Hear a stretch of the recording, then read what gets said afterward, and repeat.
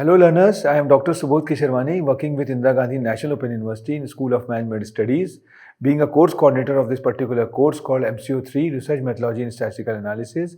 We are here in the fourth block, which is more focusing on the testing, and we are here with testing of hypothesis with the first type, that is type 1 and type 2 errors, and we have already covered in our preceding session about curtain raiser to all those terminologies, but here we are just emphasizing and focusing on the hypothesis and its testing. So as far as this particular session is concerned, there are certain objectives related to that. That is, we are going to talk about the null hypothesis and an alternate hypothesis, identifying type 1 and type 2 errors, and interpret the level of significance, make and interpret a decision based on the results of a statistical test, and write a claim for the hypothesis test. Because testing is a very important affair since we have done all the homework as far as the research is concerned, as far as the statistical analysis is concerned, but the time had come when we do the testing, and these testing is going to give us the results, which can be an important affair as far as the analysis is concerned. So we have talked in our preceding sessions about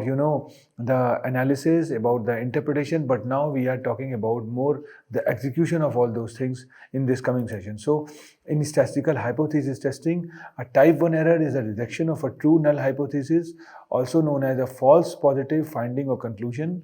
For example, an innocent person is convicted, while type 2 error is the non-rejection of the false null hypothesis, also known as false negative finding or conclusion. So type 1 and type 2 error is very important because when you perform a statistical test, you are not only taking one sample from a population, and there are tons of different samples you could potentially be collecting. So you have to think about your sample in the context of all the potential samples you could have collected. Fortunately, this is made easy thanks to the sampling distribution of proportions and means. So type 1 error is also called alpha, is the likelihood that you incorrectly reject the null hypothesis. And if you talk about type 2 error, is also called the beta, is the likelihood that you fail to detect the effect, so that your alternative hypothesis is trying to uncover. So we have seen that in the x-axis we have the truth, in the y-axis we have my decisions, then you have the matrix which talks about when there could be the type 1 error, which is quoted by depicted by the orange color, and null hypothesis is true and we have reject the null hypothesis. So in that case the type 1 error is there, and type 2 error comes when you have null hypothesis false and you have failed to reject the null hypothesis. So this is what when the truth is false and the decision is fail to reject the null hypothesis, you will get type 2 error. So always begin the hypothesis testing assuming that the equality condition in the null hypothesis is true. At the end of the test, one of the two decisions will be made: reject the null hypothesis, fail to reject the null hypothesis. So because our decision is based on sample, there is the possibility that wrong decision was made, and don't worry, it's not your fault.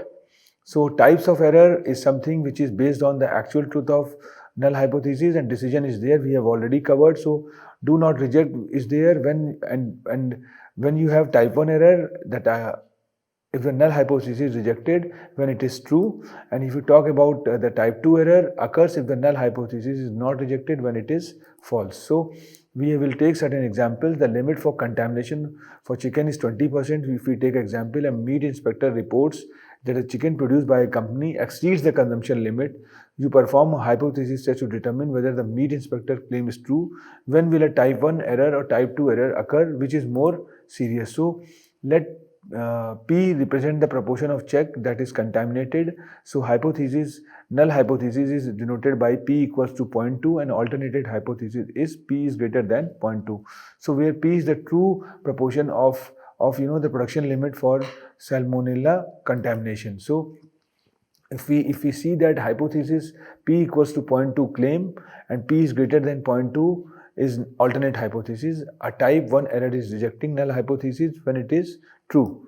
So the actual proportion of contaminated chicken has not exceeded 0.2, but you decide to reject null hypothesis. So a type 2 error is failing to reject null hypothesis when it is false, and the actual proportion of a chicken is greater than 0.2, but you do not reject null hypothesis. So with a type 1 error, you might create a health scare and hurt the sales of chicken producers who were actually meeting the limit of the producing guidelines.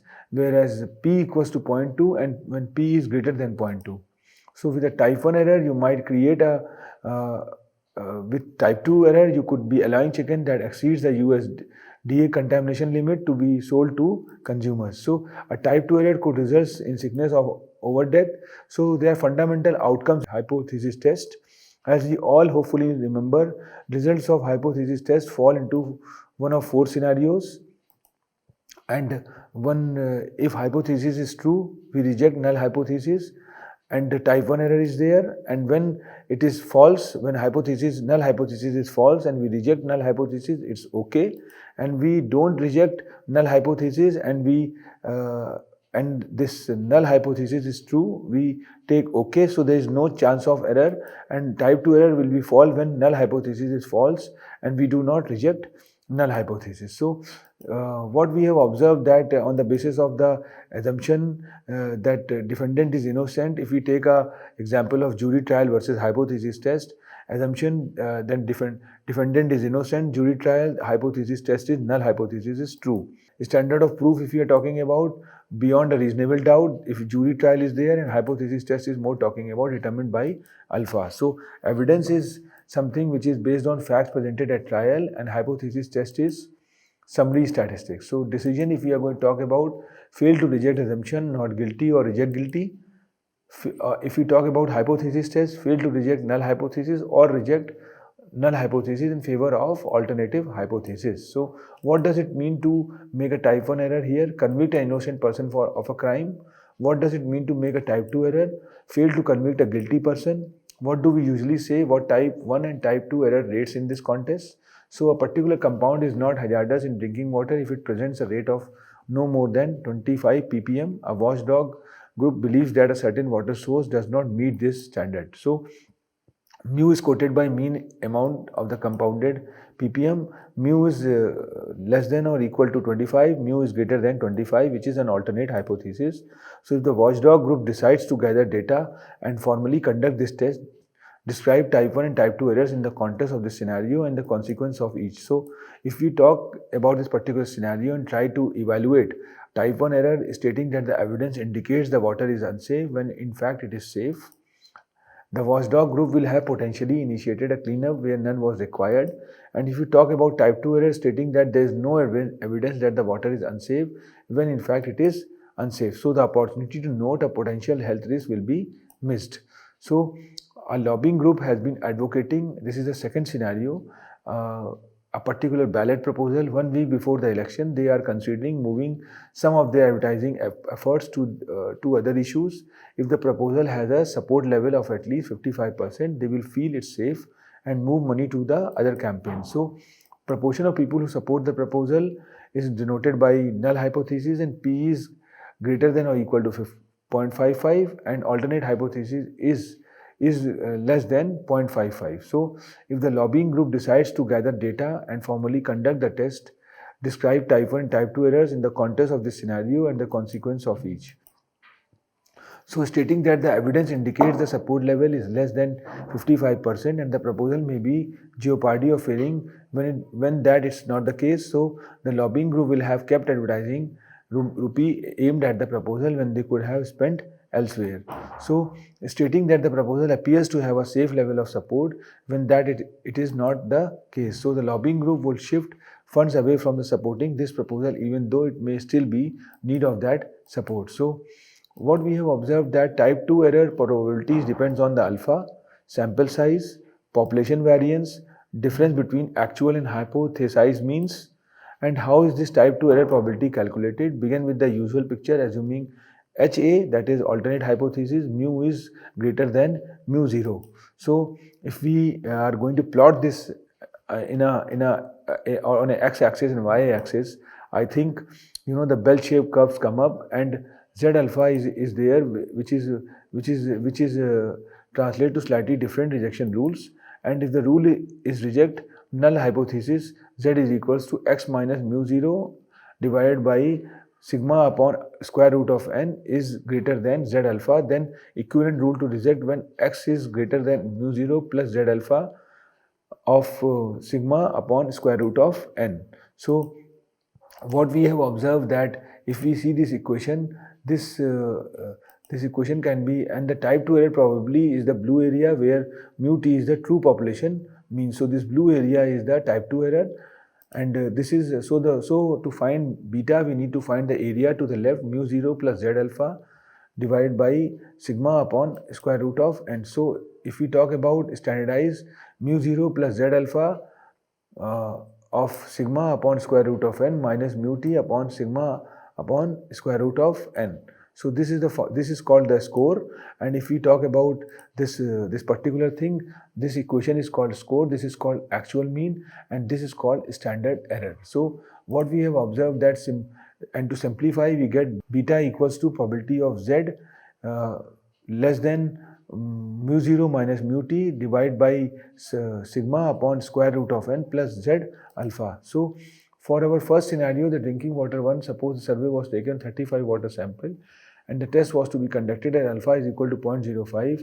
If the actual total mean concentrate is 27 ppm and the standard deviation is 4 ppm, what is the probability of type 2 error? So in that case, we have to put this formula and the value is coming this. So what we are planning to do, so now since we have talked about type 1 and type 2 error, I think the level of significance is quite important affair, and when you go more into the depth of level of significance, your maximum allowable probability of making a type 1 error known as alpha level, denoted by alpha, the lower case Greek letter alpha. By setting the level of significance at a small value, you are saying that you want the probability of rejecting a true null hypothesis to be small. Commonly used levels of significance, minus alpha equals to 0.10, alpha is equals to 0.05, and alpha equals to 0.01. So after stating the null hypothesis and alternate hypothesis and specifying the level of significance, alpha level, a random sample is taken from the population and sample statistics are calculated.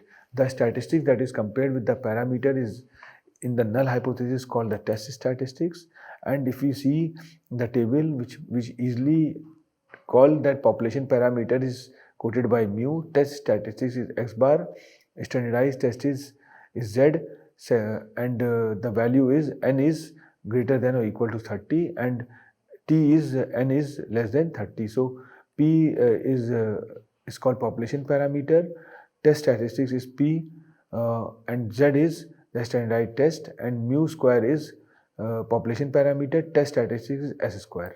So this p value or probability value, the probability of the null hypothesis is true of obtaining a sample statistic with a value as extreme or more extreme than the one determined from the sample data depends on the nature of the test. So for future use, if you go into the backdrop, you will find out by seeing this particular image, type 1 error is 5.0%, type 2 error is 66.1%, and the power of the test is 33.9, which we have already talked about. Distance between the mean is 1.22, standard error is 1.0, and sample size is 1. So beta is something which is this there, and power is this, and alpha is this. So this is a way of calculating. I think this this type 1 type 2 error we have already talked about, which is a very important ingredient as far as the hypothesis calculation is concerned. And when this error occurs, it means that we have to rectify ourselves and we have to find out the situation in a more different manner. Thank you very much.